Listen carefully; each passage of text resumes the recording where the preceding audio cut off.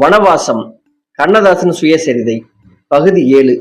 இதற்கு முந்தைய பகுதிகளை RS ராஜா டாக்கீஸ் என்ற இந்த சேனலின் பிளேலிஸ்டில் வனவாசம் என்ற தலைப்பின் கீழ் காணலாம். தொடர்ச்சி.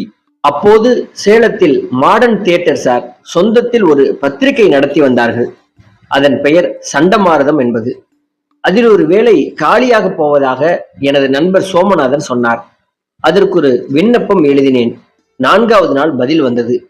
நேரில் வரும்படி குறித்திருந்தார்கள். நான் மிகவும் மகிழ்ச்சி அடைந்தேன். ஆனால் ரயிலுக்கு பணம் எவ்வளவோ பேரை கேட்டேன், கிடைக்கவில்லை. அந்த நாளில் தங்கசாலை தெருவில் சாய்பாபா புத்தகாலயம் ஒன்று இருந்தது. அதன் அதிபர் கேலண்டர்கள், பஞ்சாங்கங்கள், ஆண் பெண் ரகசிய உறவு பற்றிய புத்தகங்கள் போன்ற பல ரகமான புத்தகங்களை வெளியிடுபவர். எந்த கையெழுத்து பிரதியையும் விலைக்கு வாங்கி கொள்ளுவார். படித்து பார்ப்பது